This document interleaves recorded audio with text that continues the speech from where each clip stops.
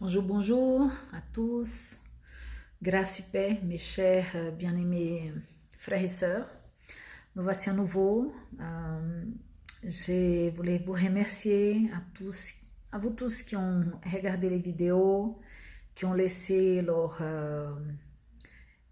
j'aime, voilà, qui ont partagé plus loin. Je tiens vraiment à vous remercier pour cela.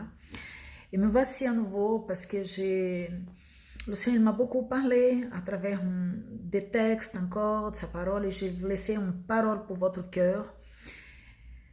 Et je vous demande dès à présent, s'il vous plaît, je vous demande s'il vous plaît de transmettre plus loin la vidéo, de laisser aussi votre like, si possible. Parce que c'est la parole de Dieu, mes frères et mes sœurs, et ça peut toujours édifier quelqu'un. J'ai reçu pas mal de messages où les gens certaines personnes étaient très reconnaissantes. Dieu a parlé à travers ces vidéos à leur cœur. C'était aussi des paroles d'encouragement et aussi voilà, de paroles d'encouragement. Le Seigneur parle. Et je suis là pour prêter aussi ma vie, comme le Seigneur il prête la vie de chacun pour pouvoir faire son œuvre sur cette terre. Et je vous remercie de partager, quoi. Aujourd'hui, je viens dans le texte de l'Exode. La plupart de vous, vous connaissez ces textes. Ça parle de Moïse. C'était au moment où Dieu lui-même s'est révélé à Moïse en lui ordonnant de faire sortir son peuple de l'Égypte. Et ça m'interpelle beaucoup le texte parce que ces livres sont juste passionnants, quoi. Pour vous qui connaissez, vous savez que Moïse, il était un hébreu, donc fils d'esclave en Égypte. Et qu'est-ce qu'on voit dans le texte? On voit un peuple qui était écrasé par Pharaon, par les Égyptiens. Et Moïse, il est épargné de la mort, parce qu'à un moment donné, le roi de l'Égypte, il a tué tous les enfants, par jalousie, par envie, enfin. Et on voit Moïse être épargné par Dieu lui-même. Dieu le place dans le palais. C'est la fille de Pharaon qui le récupère dans la rivière. Un acte de foi de sa mère épargne sa vie, mais Dieu avait tout conduit. Et Moïse, il grandit dans ce palais. Il était élevé, il a fait ses études, il a pu apprendre toute la science des Égyptiens. Mais tout ça, c'était aussi un plan de Dieu. Un plan qui s'est révélé beaucoup plus tard, bien sûr. Et à un moment donné, dans tout cela, Dieu s'est révélé à Moïse d'une façon plus profonde. C'est-à-dire, Moïse, il se croyait prince, futur prince d'Égypte, mais en fait, il n'était pas.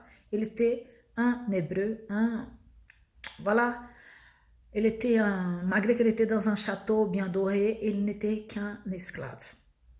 Mais un esclave que Dieu a placé là pour son plan, pour son projet. Et c'est très intéressant parce que quand Dieu se révèle à Moïse, et que Moïse, il voit la vérité, parce que la vérité, elle a franchi l'homme, elle a franchi. Moïse, il se rend compte de la réalité, il se met de l'autre côté de la barrière. C'est-à-dire, dans son état d'âme, il n'est plus simplement un Égyptien dans son confort, mais il voit la souffrance du peuple. Et ça le ronge de l'intérieur. Il voit un Égyptien en train d'écraser, de taper, de bafouer un Hébreu, un Israélite, et puis qu'est-ce qu'il fait? Il prend sa défense. Et en prenant sa défense, il finit pour tuer cet Égyptien. Et face à la culpabilité, face à son crime, qu'est-ce qu'il fait? Il part loin de l'Égypte. Il va dans le désert. Il passe des années dans ce désert. Et vous savez, la main de Dieu était là. Malgré qu'il était devenu un assassin, la main de Dieu était là. Parce que Moïse, je ne justifie pas, mais je vois quelqu'un qui était face à des injustices, face à des choses qui avant, ça m'impressionne parce qu'il voyait ça tous les jours. Il voyait les Égyptiens tabasser, faire du mal aux Israélites, mais ça lui était complètement indifférent. Ça lui était indifférent parce qu'il voyait ça, mais ça ne le touchait pas plus que ça. Il était dans son confort. Mais quand Dieu est venu montrer la réalité, la vérité, il y a quelque chose qui s'est passé dans le cœur de Moïse. Il ne pouvait plus accepter ça. Alors qu'est-ce qu'il a fait? Il est parti. Il est parti dans le désert. Et dans ce désert, je vois un homme qui a réussi à faire un chemin de paix avec son passé. Mais je vois surtout la main de Dieu à lui accompagner, malgré que Moïse n'entend pas autrement la voix de Dieu, mais je vois la main de Dieu. Parce que, vous savez, c'est mieux d'être dans un désert avec Dieu que d'être dans une oasis ou dans un château avec le diable. Moïse, il était épanoui, il faisait sa vie, il n'était pas malheureux du tout. Il n'était pas malheureux, il était dans le désert, mais il était bien, il avait la présence de Dieu. Il avait la provision, il avait tout, il avait sa famille. Et un bon jour, qu'est-ce qui se passe? Dieu se révèle à lui. Dieu lui parle face à face. Et Dieu, il y a une requête pour Moïse, il y a une exigence.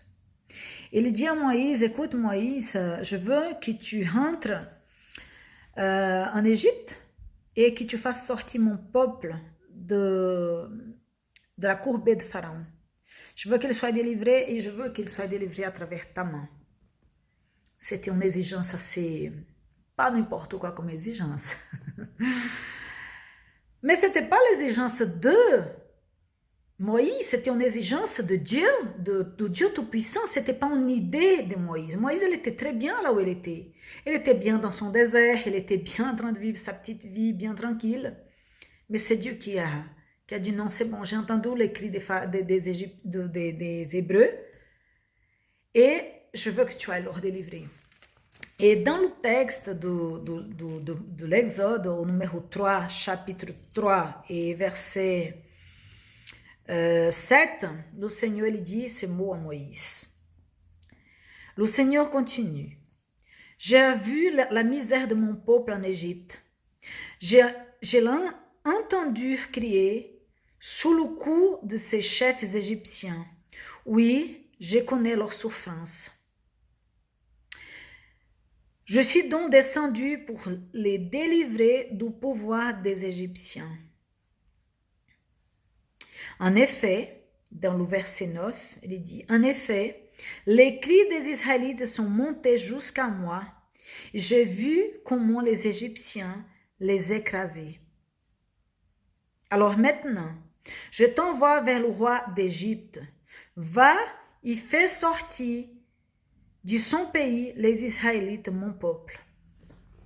Ça, c'est dans le chapitre 3, à partir du verset 7. C'est une partie de ce que je partage avec vous.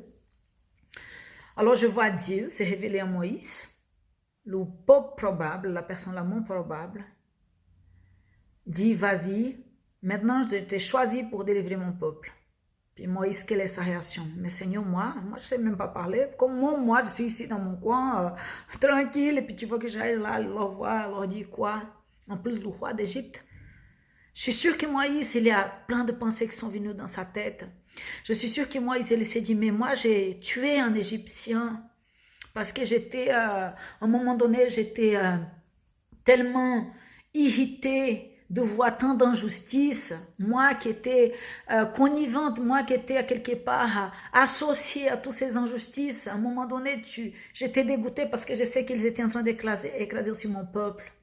Vous voyez, quand ça touche à soi, personnellement, dans l'indifférence, tout bouscule, tout change. En règle générale, on peut voir la souffrance des autres et puis rien à foutre, c'est pas notre problème. Mais là, Moïse, il était touché lui-même. Et qu'est-ce qu'il a fait?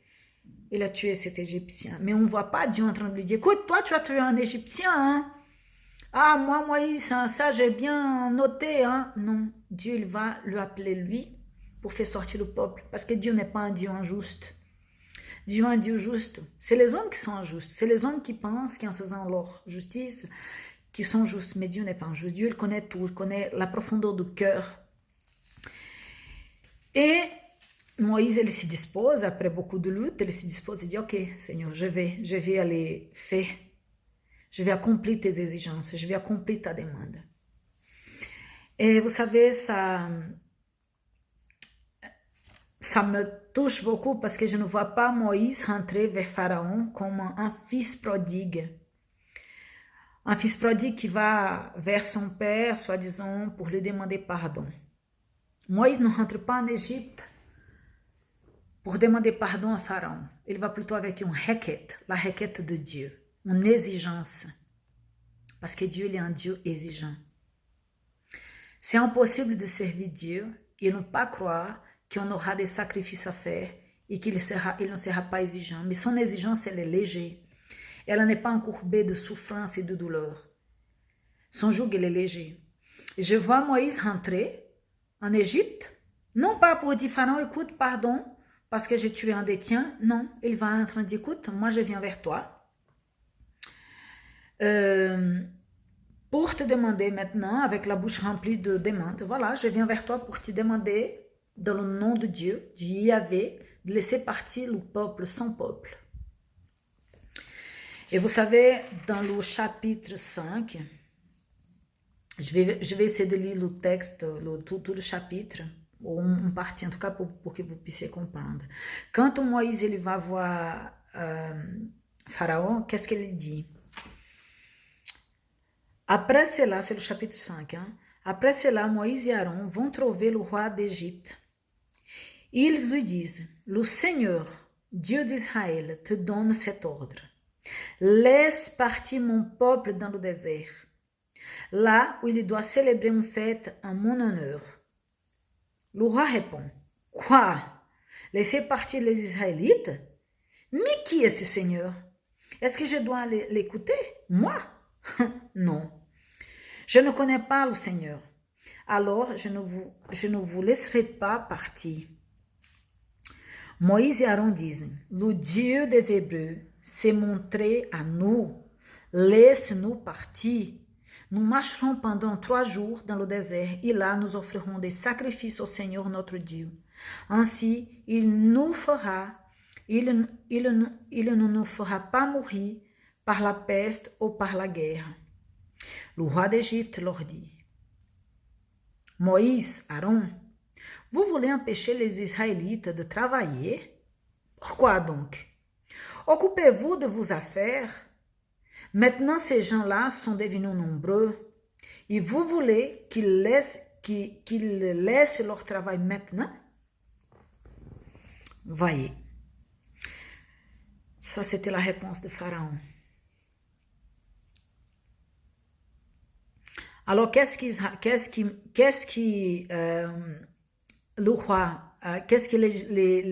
le Pharaon il fait? Il trouve une stratégie pour écraser encore plus les Hébreux, les Israélites. Il réfléchit, il dit, ah, ce bande de paresseux. Ils ont du temps, hein? Donc maintenant, on va doubler leur travail. Et puis, dans le même chapitre, plus loin, au verset 6, qu'est-ce qu'il dit? Le roi d'Égypte écrase les Israélites sous le travail. Ce jour-là, le roi appelle les Égyptiens qui surveillent les Israélites et les chefs d'équipe des Israélites. Voici ce qu'il leur commande. Avant, vous donniez de la paille aux Israélites pour faire des briques. Ne les en donnez plus. Maintenant, ils iront la chercher eux-mêmes, mais ils devront faire autant de briques qu'avant, pas moins. Ces gens-là sont des paresseux. C'est pour cela qu'ils disent, partons pour offrir des sacrifices à notre Dieu. Écrasez-leur sous le travail. Je veux qu'ils soient très occupés et qu'ils oublient ces mensonges. Les surveillants égyptiens et les chefs d'équipe israélites sortent du palais et ils vont dire aux Israélites ce qui était annoncé par le roi. Le roi d'Égypte a décidé, on ne vous donnera plus de paille, allez en chercher vous-même, là où vous en trouvez, mais vous devrez faire autant de briques qu'avant. Alors les Israélites vont dans tout l'Égypte pour ramasser de la paille. Les surveillants égyptiens sont derrière eux Ils disent, finissez votre travail chaque jour, faites autant de briques qu'avant. Quand on vous donnera, on donnez de la paille. Donc, qu'est-ce que je vois ici? Je vois Pharaon qui veut distraire le peuple, qui veut faire sortir le peuple du propos de Dieu, qui veut dévier le peuple de l'appel de Dieu, de l'appel de la promesse de Dieu. Dieu est une promesse. Dieu veut rendre leur liberté. Mais Pharaon décide que non. Pourquoi? Parce qu'ils ont des gens qui sont là à leur service pour faire tout pour eux. Voyez? Et puis, non, adorer Dieu, pourquoi faire? Alors, mes frères et mes sœurs, qu'est-ce que j'apprends ici? Je vois un roi pervers, méchant, profiteur, qui n'a aucun scrupule, qui veut distraire le peuple de Dieu à tout prix. Et qu'est-ce que le Seigneur m'a montré à travers ce texte? De nos jours, ce n'est pas différent. Nous aurons toujours des pharaons qui vont nous écraser par le travail, par des distractions et par plein de choses. Le travail, c'est quelque chose de bien. Mais du moment que le travail vous empêche d'adorer Dieu, du moment que le travail vous empêche de prendre le temps nécessaire pour entendre Dieu, il va vous faire sortir aussi de la promesse. Il va aussi vous faire sortir des plans de Dieu. Parce que ça commence très subtil. Là, je vois un pharaon qui a une stratégie cruelle, perverse, et qui, à tout prix, il ne veut pas permettre que le peuple puisse rentrer dans les projets de Dieu.